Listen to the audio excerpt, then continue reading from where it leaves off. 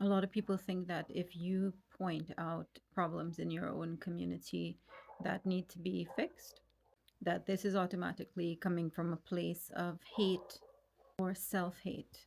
For me, this is all coming from a place of deep, deep love for myself and for my roots that have taken a lifetime to nurture.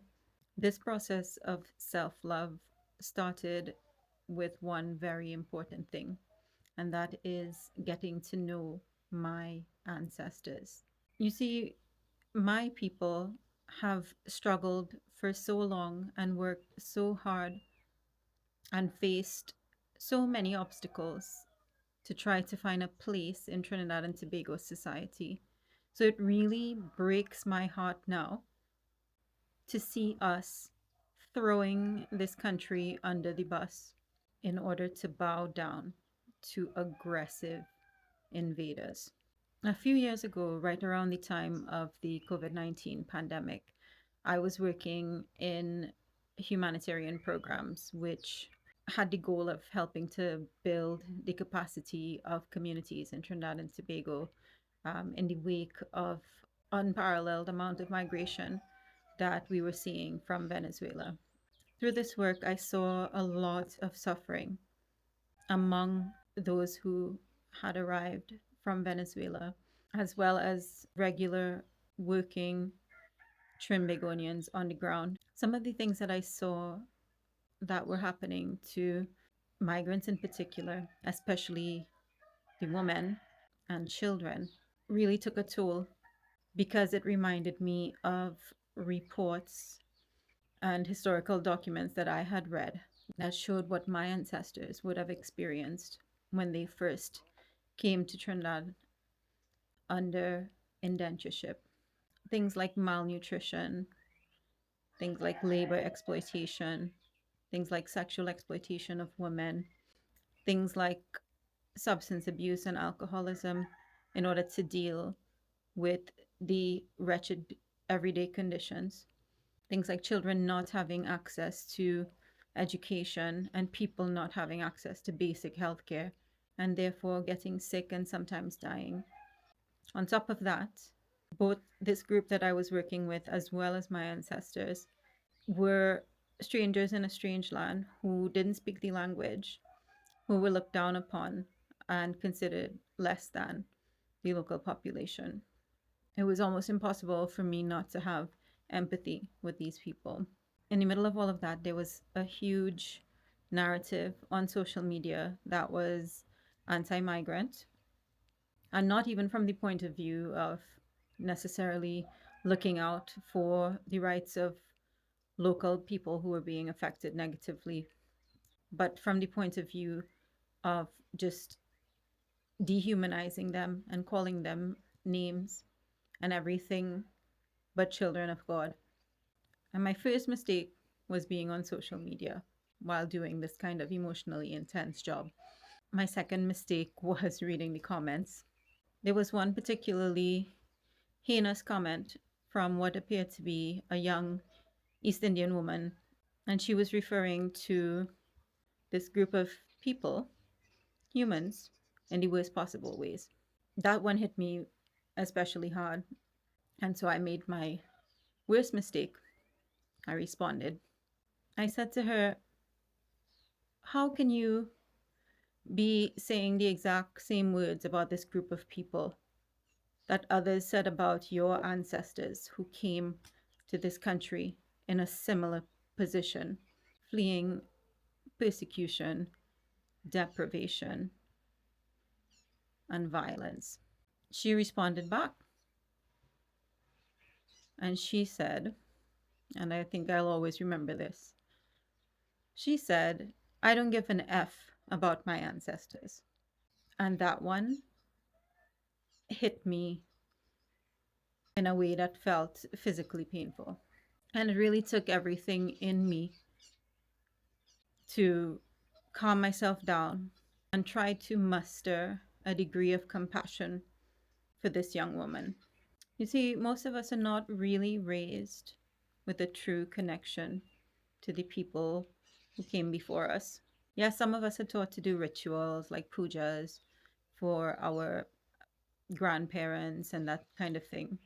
But we're not usually taught the meaning of these things.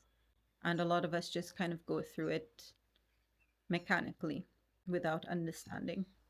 The other thing was that she appeared to be very young. And getting to know my ancestors was a process that took me a long time and didn't even really begin until I was in my maybe mid to late 20s. Also, it's true that our ancestors were not perfect or even necessarily good people, even though it is through their efforts that we are here. And finally, I could understand what this young woman had said because for centuries we have been taught that having respect and reverence for the people who came before you was demonic and irrational, just an outdated way of looking at the world. And I don't think that's a coincidence. You see, by cutting us off from the continuous chain of existence of which we are a part, colonization makes us weaker. We are just individuals now. Our existence is much less meaningful, and we don't have generations of shoulders to stand on. It's much easier to subjugate people who are not connected to where they come from. Part of this process of demonizing the respect and reverence for one's ancestors is this kind of not just villainization, but deliberate misunderstanding. So, in the cultures that European colonizers encountered, they literalized everything and then called it ridiculous and said it didn't make sense. When in fact, a lot of the beliefs that we had, a lot of these stories, were full of poetry and metaphor and not meant to be taken literally. Speaking metaphorically is a great tool of teaching and understanding. That was diminished so that nowadays we see that way of looking at the world as not compatible with modern thinking. In the future, I hope to share more about my process of reconnecting to that continuous chain of existence that brought me here. But for now, I'll just quickly say what the effects of that have been in my life personally. So, first of all, having a connection to my ancestors makes me walk with my head held high. I feel much stronger. I feel much more able to deal with the challenges of life because it's not just me. Two, having this connection gives me an identity and lets me know who I am. It's unmistakable who I am and where I came from. You see, there's a crisis of identity now for many people. Some people are so chronically online and they have consumed so much Western media that they might think that they belong to the dominant group. The anonymity of the internet allows them to live in this illusion, not just in Trinidad and Tobago, but in East Asia, where I worked for some time. People are confused and they have no idea who they are. They are parroting ridiculous ideas from dominant Western culture, and they don't understand that those ideas are dangerous to their very existence. Some of us have an opportunity to live abroad and get a wake up call and see what they really think of people who look like us. Three, being connected to my ancestors gives me a strong sense of solidarity with other groups of people. You see, if I understand how my people have suffered, how can I not have empathy with those who came to this land before us, who might even have suffered far more? as well as those who came to this land after us, who also have their own struggles. Because I am secure in myself, I don't have to hate other people.